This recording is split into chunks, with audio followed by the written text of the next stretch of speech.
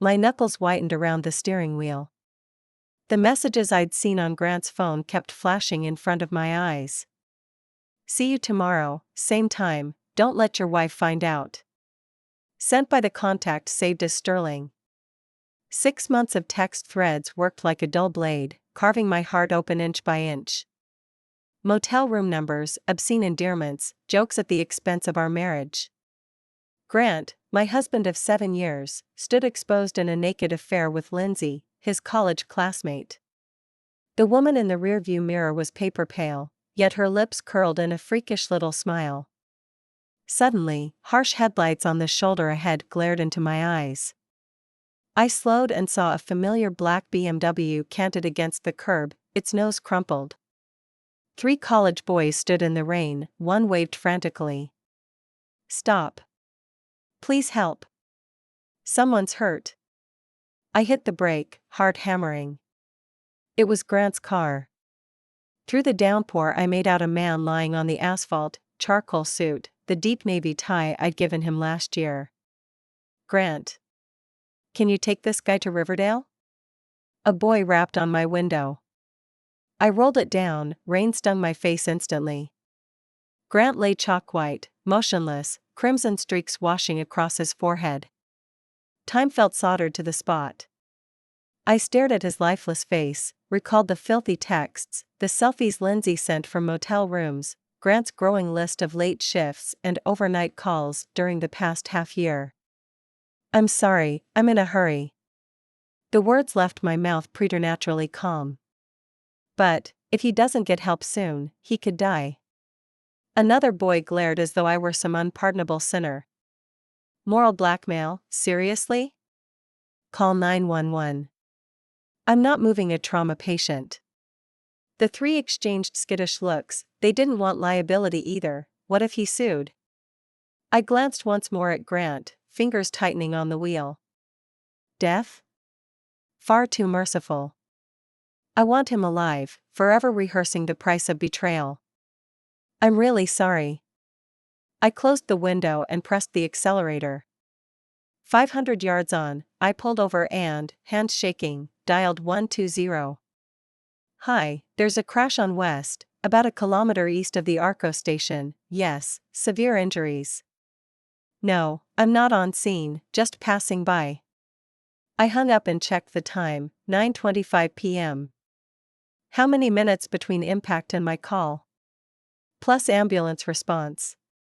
I tallied the lag, enough to keep Grant breathing, but not whole. Back home I took a scalding shower, slipped into fresh pajamas, collapsed on the sofa trembling, not from fear, from exhilaration. At 11:08 the phone rang. I counted 3 beats before answering, voice perfectly panicked. What? I'll be right there. Riverdale's fluorescence glared white. I stumbled into the ER, hair wild, cheeks striped with tears. Grant. How's my husband? I seized the first nurse I saw, voice cracking. Vance, please, calm down. A middle-aged doctor approached. Your husband's spine is severely damaged. He's stable, but he may never walk again. I clapped a hand over my mouth, a sob slipping out. How could this happen? The crash was around 9:20, he said, skimming the chart. Admission was delayed, half an hour sooner. I broke down, collapsing into a chair while staff fluttered to comfort me. No one noticed the corners of my mouth lift behind my palms. They wheeled Grant from the OR still unconscious. I sat bedside, stroking his face, the face I'd loved for 7 years, now bloodless as a stranger's. Do you know why I didn't stop? I whispered. I recognized you, Grant. His eyelids fluttered but stayed shut. I wanted you dead at first. I kept my voice silky. But that would be letting you off easy, I need you alive. Grant, I want you to know exactly who ruined your life, and that you can do nothing about it. The door opened, I swapped my expression for worry instantly. A nurse rolled a medicine cart in. Vance, go home and rest, your husband won't wake until tomorrow. No, I'm staying. Eyes red, I clasped his unfeeling hand. The nurse, touched, nodded and left. The instant it shut, I released him, fished his phone from his pocket. Passcode, our anniversary, how rich. I forwarded every undeleted intimate photo to my cloud. These will make lovely exhibits in divorce court, darling, I told his comatose form. Next morning Grant's eyes opened. Panic eclipsed the haze the moment he realized his lower body was dead weight. Eleanor. He rasped. I'm here, love. I caught his hand, tears on cue, gaze swimming with counterfeit concern. Don't be afraid, the doctors say you'll recover. He shut his eyes, mind racing behind them. I waited, a cat at a mouse hole. Did they get the driver? He finally asked. I sighed. Police say the person fled. His lips quivered, fists beat his numb thighs. Don't worry, I'll look after you. I bent to his ear.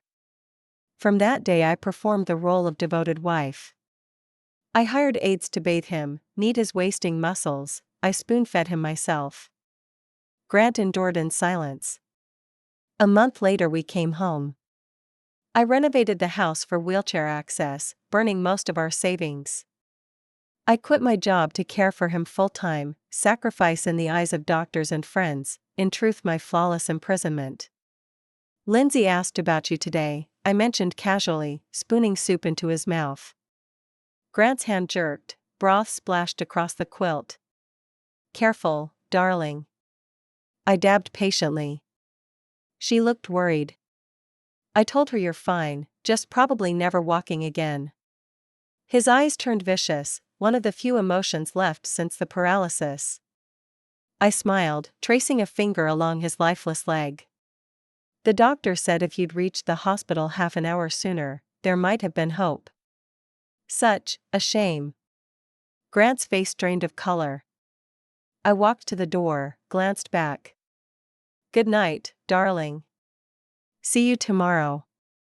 Once the door shut, I leaned against the wall and laughed without sound, until tears ran. I stood at the bathroom mirror, coating every lash with mascara. The woman reflected had bright eyes, a gentle smile. Anyone would swear she was a devoted wife. Only I knew how much calculation hid behind those eyes. Vance, you're so incredibly strong. That's what I'd heard most this past month. I pressed my lips together to even the lipstick. Today was important, I had to be perfect. Eleanor. Grant's hoarse call came from the bedroom. Coming, sweetheart. I swapped into concern and hurried to the master suite. Grant lay gray-faced. Since coming home, his mind had deteriorated. The doctors blamed post-traumatic stress and prescribed antidepressants. Need help turning? I asked softly, hand on his shoulder. Fear flickered in his eyes. Whenever I rolled him, I'd lodge his body at an awkward angle, then adjust slowly, letting the pain linger. And no. He tried alone, motionless lower half refused. Sweat beaded on his forehead, sparkling in the morning light. I watched him struggle, smiling, until he collapsed exhausted. Let me help. I pressed the button on the electric bed. The mattress raised, he slid sideways. I steadied him, fingers casually digging into the bruises over his ribs. Ah! He yelped. Sorry. I fluttered an apology, eyes instantly wet.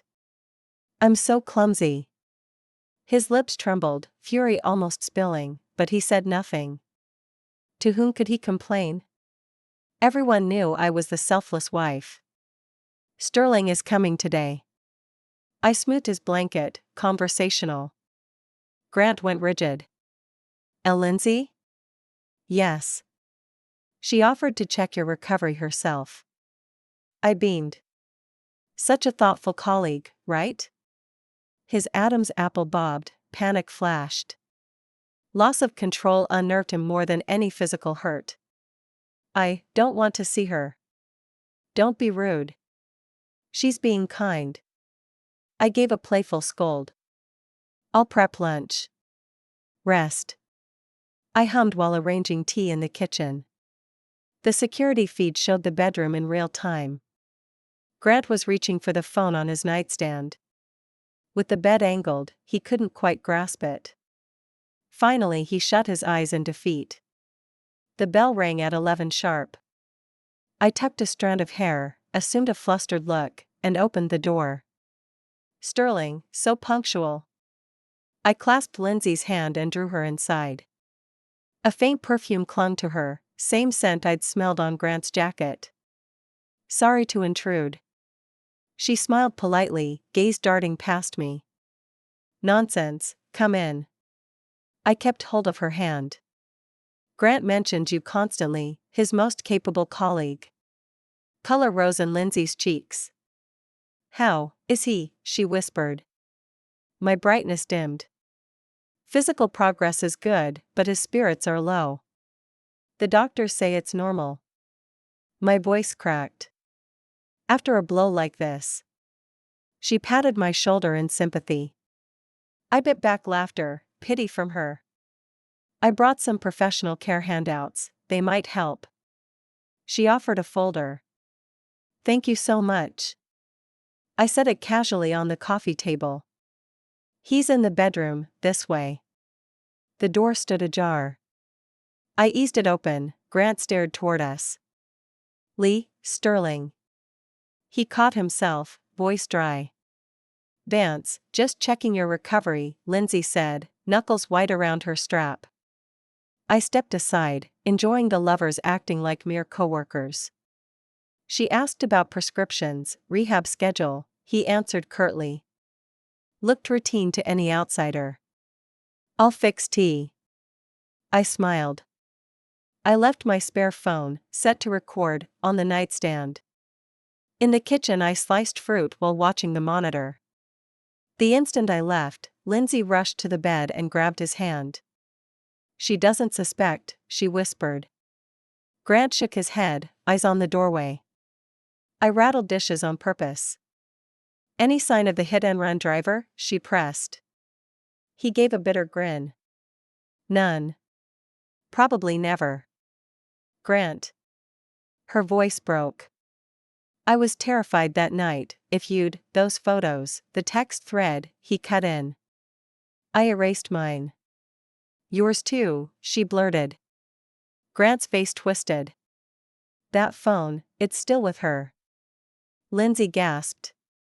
God, then she might already. Grant's brows knitted. But she hasn't done anything strange. Lindsay's voice shook. Grant, we have to prepare for the worst. I smiled as I arranged the fruit on the plate. The conversation was even better than I had imagined. Lindsay spoke urgently. I know a lawyer, if you need a divorce. Grant shook his head. Too soon.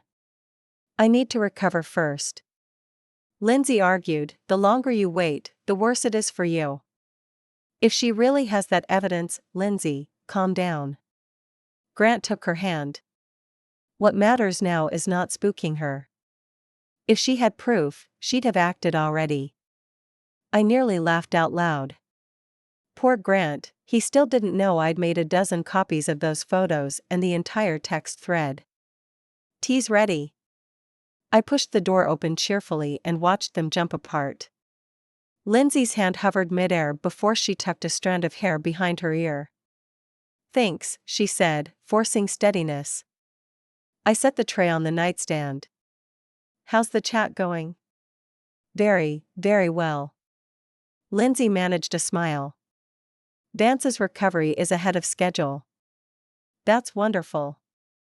I clapped my hands. Sterling, you have no idea what this means to me. After Grant's accident, my whole world collapsed. I choked up and squeezed out a few tears. Lindsay patted my shoulder awkwardly. Grant looked like he'd swallowed a fly. Lindsay stayed another half hour, then said goodbye. I walked her to the door, thanking her profusely for her care. Call me anytime you need anything, she said, stepping outside. I will. Take care of yourself too. Grant says you're a workaholic, pulling late nights all the time. Lindsay's smile froze. She fled down the steps almost at a run. I shut the door, leaned against it, and finally let my real smile show. In the bedroom, Grant was waiting for me, anxious. I brewed a cup of tea, tidied the kitchen, and only then returned to him. Sterling is such a sweetheart, she seems really worried about you. I sat on the bed and fluffed his pillow. Grant's Adam's apple bobbed. It's just collegial concern. Really? I widened my eyes in mock surprise. Then why did she call you Grant? And hold your hand saying, I'm so scared? Grant's face drained to paper white. His lips trembled, but no sound came.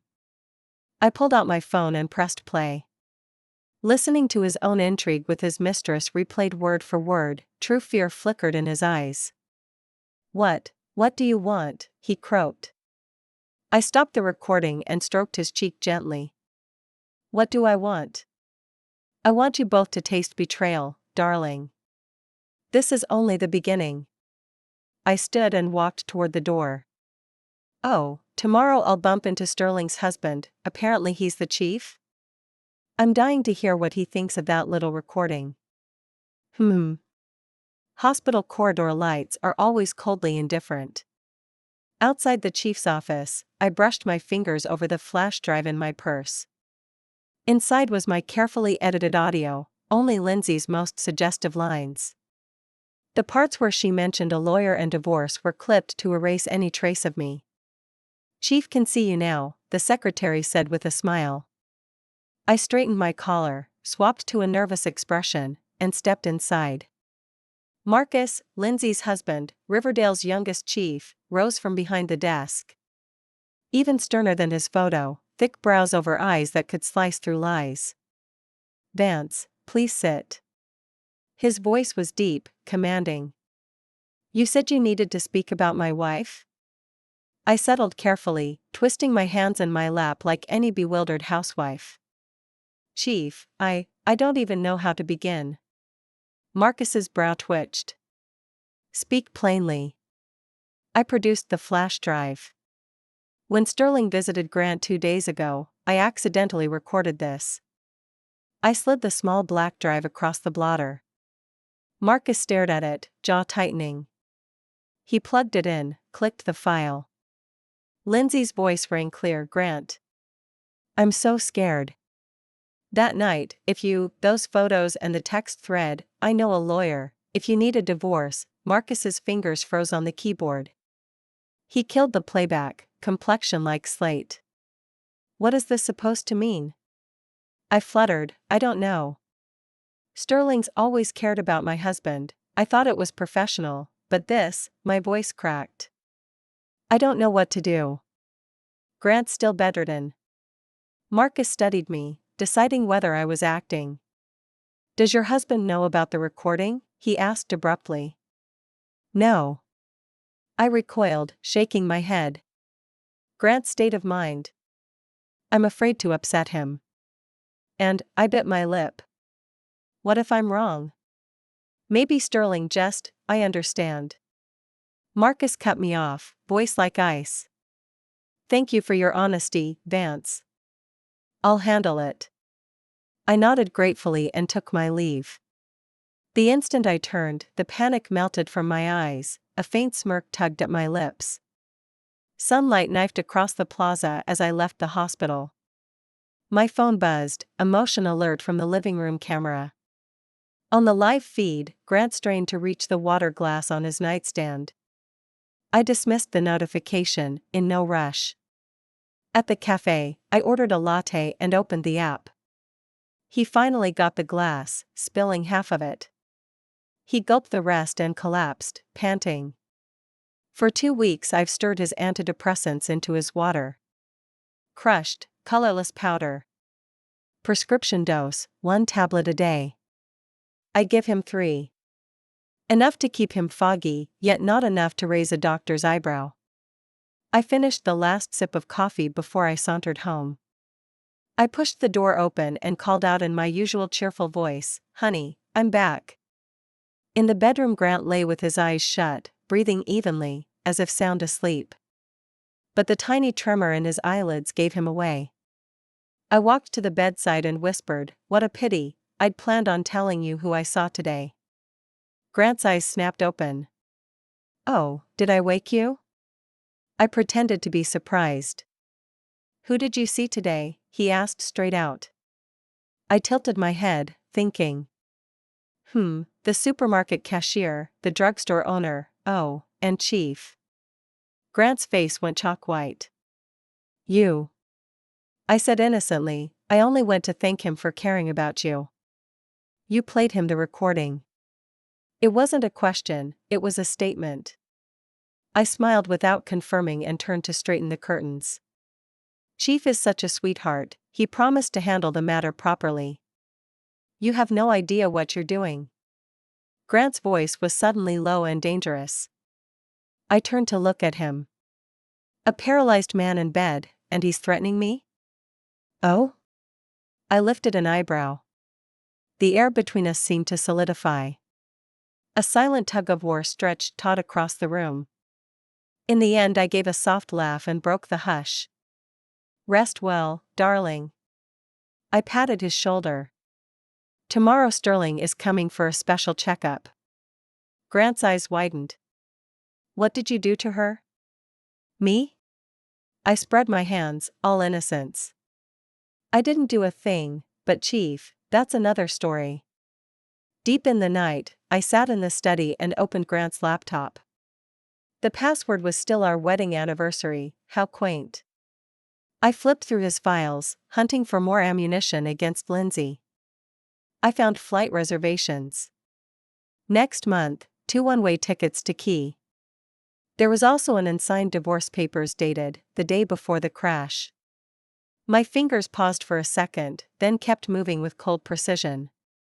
Bank transfers showed that over the past 6 months Grant had been funneling money to a strange account. A photocopy of a condo deed, a beachfront condo in Key, co-owned by Grant and Lindsay. So that's how it is. This wasn't a spur-of-the-moment affair, it was a carefully orchestrated betrayal. My husband had long been ready to discard me and start a new life with his mistress. The blue glow of the screen lit my face, and I realized I was smiling. These new discoveries cleanly sliced away the last shred of hesitation in my heart. The printer hummed softly, spitting out copies of every document. Tomorrow the duplicates would land, anonymously, on the desk of the hospital's ethics committee. The corner of my mouth curled into a cold smirk. Next morning I rose earlier than usual and dressed with care. Today was important. Lindsay had scheduled a home visit to assess Grant's recovery. In the kitchen I arranged tea and pastries while watching the bedroom feed on the security monitor. Grant was already awake, staring blankly at the ceiling. The doorbell rang at 10 sharp. I adjusted my expression to bright hospitality and opened the door. Lindsay stood outside, eyes puffy, complexion haggard. She looked 5 years older overnight. I feigned concern. "Sterling, you look pale. Are you unwell?" She forced a faint smile. "I'm fine, just didn't sleep." Being the considerate hostess, I asked no more and led her to the living room. "Grant's awake, much better than yesterday." Lindsay's body visibly stiffened. "Did he say anything?" I blinked in puzzlement. "Just the usual chat, why?" "Nothing."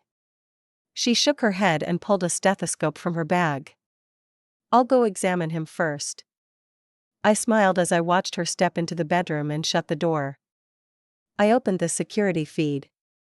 "Lindsay, did he?" Grant's voice was tight with worry. "Hush.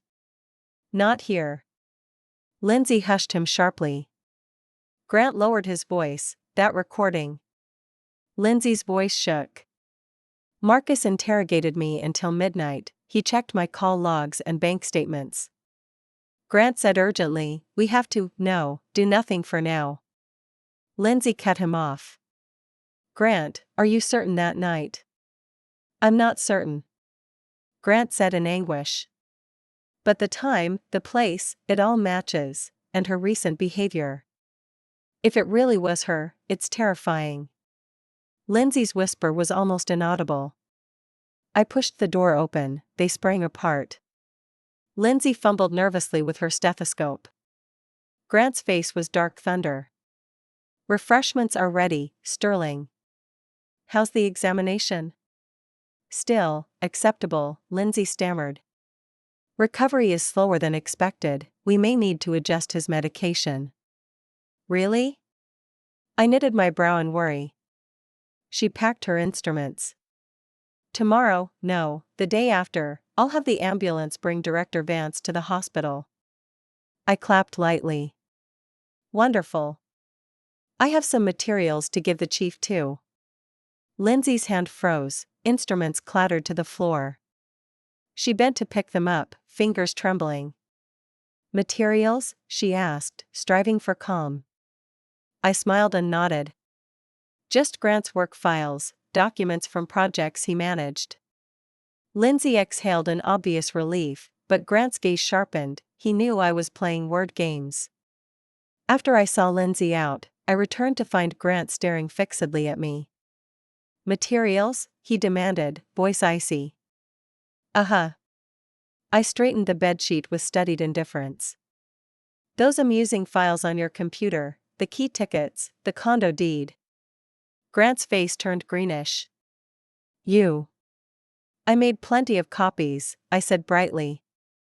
One set for the hospital ethics board, one for the chief, oh, and one for Lindsay's parents. I hear her father has a heart condition? For the first time, real fear flickered in Grant's eyes. Eleanor, don't, he rasped. Don't what? I leaned in close. Don't treat the woman you love the way you treated me. My fingers brushed his cheek. All of this, darling, is your own handiwork. Marcus sat behind his wide desk, fingers steepled, eyes sharp as they raked over me. Vance, you said this was urgent? I drew a folder from my bag and slid it across the mahogany. My husband and Sterling's special relationship. I assume you've already heard the recording. Not a flicker on his face, only a tiny twitch at the corner of one eye. The audio you sent was crystal clear. But these, I tapped the folder, might interest you even more. He opened it. Copies of everything I'd pulled from Grant's laptop, the key condo deed, flight receipts, wire transfers. And the unsigned divorce papers. Page after page, his expression darkened until the final sheet dropped and his face went thunderous. I held his gaze and smiled. Chief, that fat life insurance policy you took out on your wife right before the crash? Pity they weren't in the same car. Marcus's jaw clenched. What do you want, Vance? Eleanor, I corrected softly. I let the word hang, then went on. Chief, my husband's mind is slipping, he mutters to empty corners. Last week he came at me with a paring knife. Sunlight slashed through the blinds, painting the desk with prison bar stripes. Half his face lay in light, half in shadow, impossible to read. I'll order a workup. At last he spoke. If he meets criteria, I'll petition for commitment. Thank you. I rose. Oh, one last thing. You might want a DNA test on the baby your wife miscarried last month. Marcus flinched as if I'd slapped him. I walked out, pausing for one last look at the mighty chief of surgery. He sat with his head in his hands, suddenly, ordinary. The rain started again on the drive home. I rolled the window down and let cold needles strike my cheeks. Inside, Grant was grinding through rehab, strapped into the standing frame. Back already? He didn't lift his eyes, voice flat. I dropped my bag, stepped behind him, and settled my hands on the wheelchair handles. How's the session going? Fine. His spine stiffened under my palms. I pushed him in a slow circuit of the living room, feeling every cord of tension. Tomorrow's your psych consult. Nervous?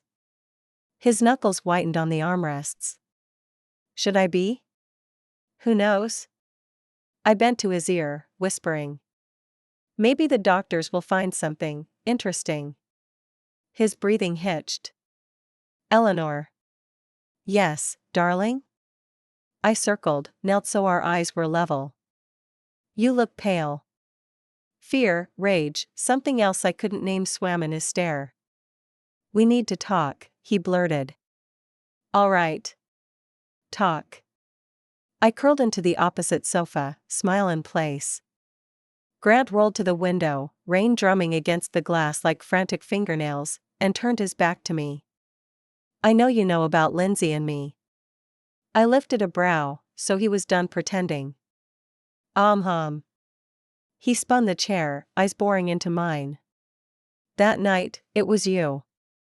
Thunder cracked overhead, rain slashing harder. I kept my smile lazy. Which night? Stop it. He slammed the armrests, voice cracking. You saw me. You knew it was me, and you just drove away. I stood, drifted to the sideboard, and poured a finger of whiskey. The amber swirl matched the turmoil behind my ribs. Know how my father died? I asked suddenly. Silence. Then, cautious, fell down the stairs, accident. Right. An accident, just like your crash. I sipped, watching him over the rim. Grant's face drained to ash. What are you saying? I was 16. I moved toward him, one deliberate step at a time. Watched him pitch over the railing, neck snapped on the landing. I stopped inches from his knees. Cops called it clumsiness. Funny, though, he'd just told you the tuition gravy train was over, hadn't he? Grant's lips trembled, silent. Less than an hour later, oops, down he went. That's ridiculous, he rasped. I straightened. I loved you then, stupid little girl that I was.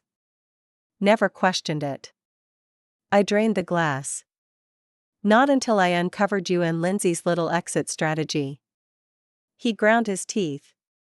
So you decided to return the favor? More or less. I set the tumbler down with a soft clink. Tomorrow Chief supervises your evaluation personally. Lightning bleached the room, carving terror onto Grant's face. Next morning, willing or not, he was mine to deliver. After the tests, Marcus offered a theatrical sigh and signed the commitment papers. I watched orderlies haul Grant, screaming, toward the locked ward, and finally let out the breath I'd been hoarding. Later, in the chief's office, Marcus slid a confidentiality agreement across the blotter. Vance, sign this, keep quiet, and I'll log the whole mess as a treatment error. The settlement will keep you comfortable for life. Just waive any future malpractice claim against Grant's care. I didn't hesitate, I signed every page. Thanks for listening. On a scale of 1 to 10, how would you rate this story? If you liked it, hit like and share with friends. We'd love to hear your thoughts in the comments. Don't forget to subscribe for more tales. See you next time.